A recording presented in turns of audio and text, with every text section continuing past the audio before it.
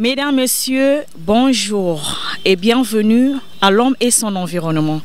Votre émission d'information et d'éducation sur les comportements à adopter dans votre milieu de vie. Chers amis, l'homme dépend de son environnement. Sans lui, il ne peut survivre. Or, depuis plusieurs décennies, cet environnement est menacé. Aujourd'hui, nous allons découvrir et comprendre quelles sont les menaces qui pèsent sur notre environnement avec notre invité que nous allons recevoir juste après ce reportage.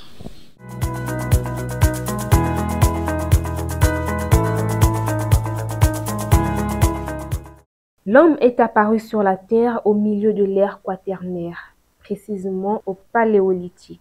Peu nombreux et utilisant des outils lithiques rudimentaires, les hommes ont vécu pendant longtemps en harmonie avec leur environnement. Ils étaient prédateurs car ils ne vivaient que des fruits de la chasse, de la pêche et de la cueillette. Leurs besoins étant faibles, leur empreinte écologique l'était aussi. Ils se sont adaptés à la nature. Mais cet équilibre fragile entre l'homme et son milieu a été rompu dès la première révolution agricole, celle du néolithique. Elle a permis le passage de l'homme de l'économie de prédation à l'économie de production.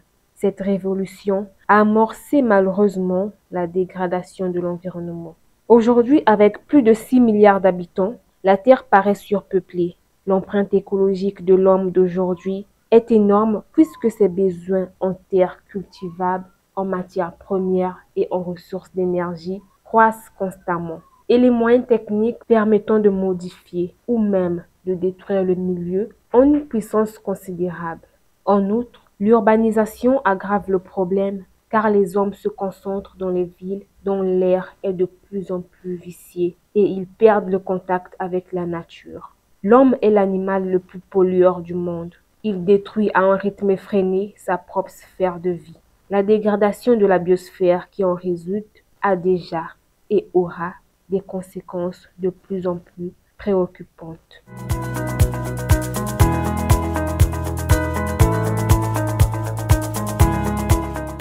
Il s'appelle Firmin Tsiba, spécialiste des questions environnementales.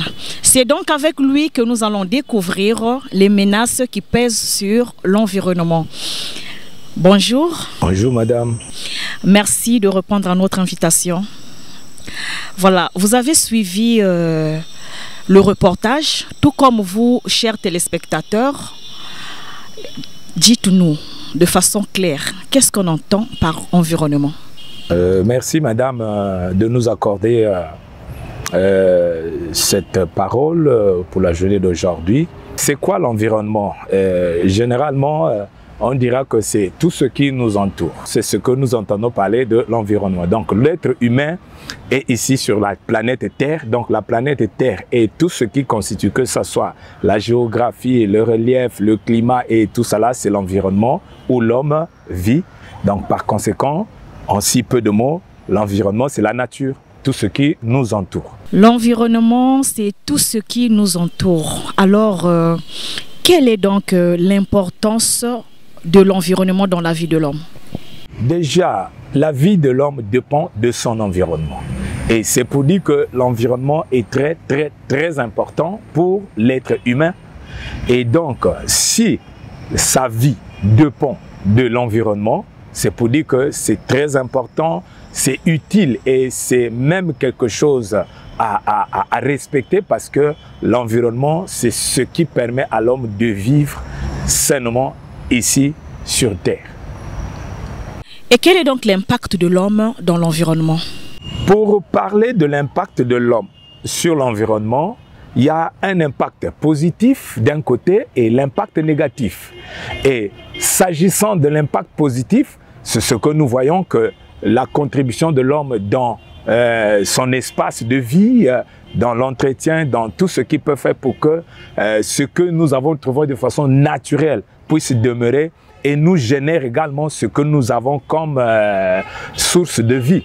Mais de façon négative, l'impact de l'homme y est par rapport aux constructions, par rapport à l'industrialisation qui est aujourd'hui accélérée, par rapport à ce qui se fait l'incivisme dans son environnement, et c'est ce qui est en train de faire que l'environnement prenne un coup, l'environnement prenne un choc, et l'environnement se détruise, l'environnement se détériore. Et quand l'environnement est en train de se détériorer, quand l'environnement est en train de prendre un coup à partir de l'homme, et c'est l'homme lui-même qui se met en difficulté au fur et à mesure, parce que au fur et à mesure, les conditions de vie ne seront plus saines. Et voilà, donc, si nous pouvons parler de l'impact de l'homme dans l'environnement, ce sont ces multiples activités qui font que l'environnement se détériore.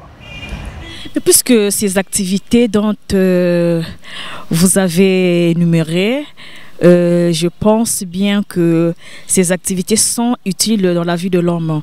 Maintenant, dites-nous, y a-t-il une norme qui régit la protection de l'environnement? Évidemment, les activités de l'homme, c'est ce qui fait que l'homme puisse vivre. Mais lorsque nous voyons que de façon accélérée, il y a un philosophe qui en a dit, science sans conscience n'est que ruine de l'âme. Mais c'est par rapport aux besoins aussi. Oui, par rapport aux besoins. Mais ce sont ces besoins-là. L'homme, par rapport à ses besoins, est en train de faire les choses qui feront que son futur soit menacé. Et qu'est-ce qu'il faut faire? Il faut maintenant voir ce qu'il faut faire de telle sorte que le futur ne soit pas menacé. S'il y a des choses à abandonner, il faut abandonner. S'il y a des changements. Aujourd'hui, on est en train de parler de changements. Et normalement, c'est ça qu'il faut adopter comme mode de vie pour que l'environnement ne soit pas impacté négativement, sinon que la vie de l'homme dans le futur aura des difficultés. Maintenant, en ce qui concerne la norme dont vous avez parlé, madame, la norme qui régit l'environnement n'est que le 14000 ISO, la norme en ISO 14001. C'est dans cette norme que nous avons un certain nombre des exigences données à l'homme pour la bonne gestion de son environnement et l'entretien et tout, afin que l'environnement se pérennise dans l'état où nous l'avons trouvé et sans la détérioration possible. Vous qui vous occupez de ces questions-là, quelle action vous avez déjà mené pour la sensibilisation ou alors pour faire connaître cette norme à la population? Parce qu'apparemment, ce sont des normes qui ne sont pas connues, sinon que si le peuple avait cette connaissance, je crois bien qu'on ne parlerait pas aujourd'hui de la destruction de l'environnement et tout ce qu'on voit aujourd'hui. Je suis bien d'accord avec vous, madame.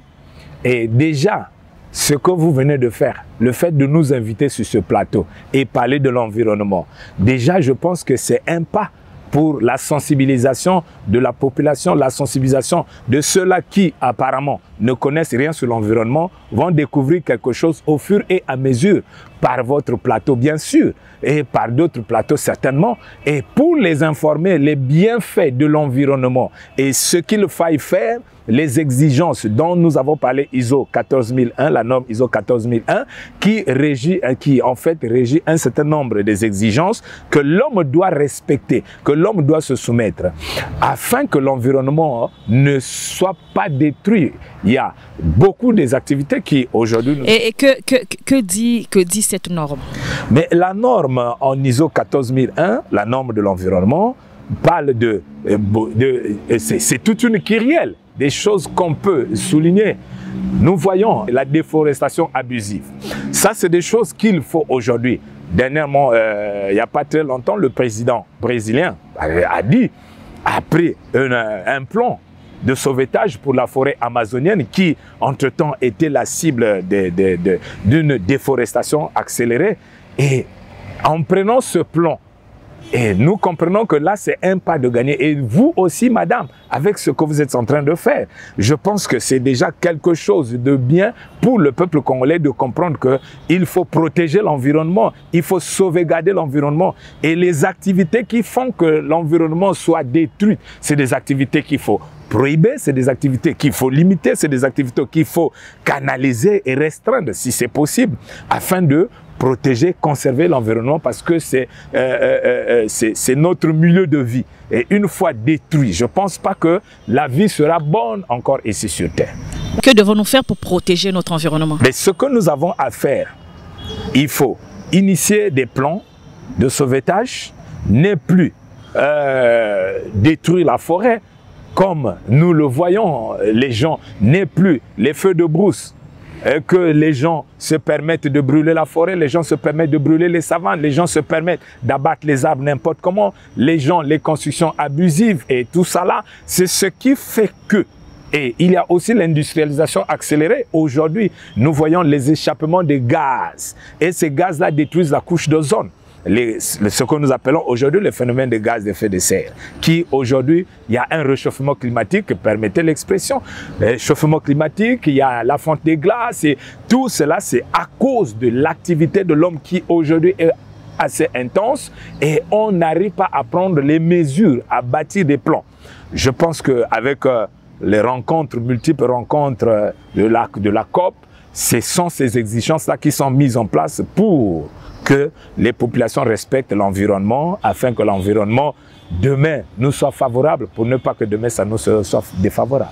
Nous savons bien que l'homme vit dans l'environnement, et c'est l'environnement qui fait que l'homme puisse vivre. Mais nous constatons qu'il y a l'interaction entre l'homme et son environnement, et il y a les actions de l'homme sur l'environnement. Et voilà.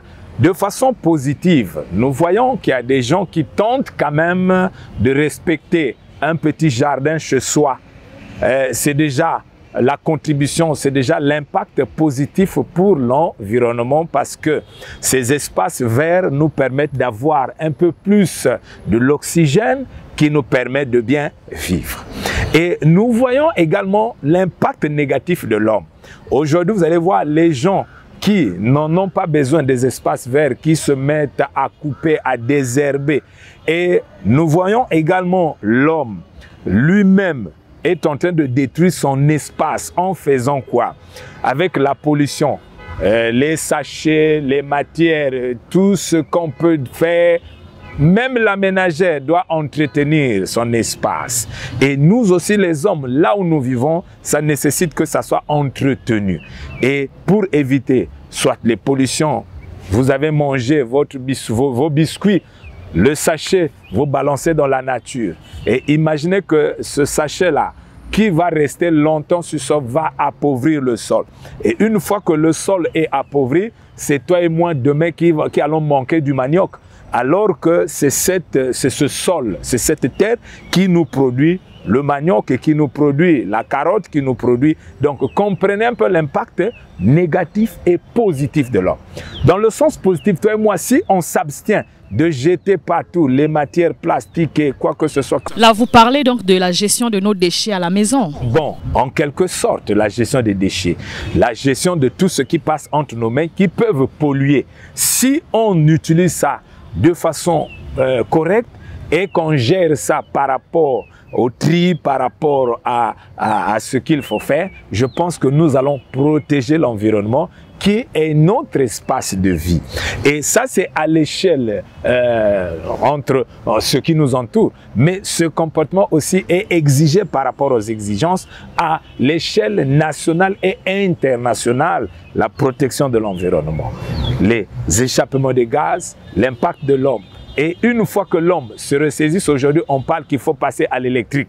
C'est pourquoi? C'est pour éviter que ces échappements-là continuent à s'intensifier, mais qu'on réduise les échappements de carbone. Pourquoi? Parce que ça détruit l'environnement. Et qu'une fois la réduction, ça c'est l'impact positif.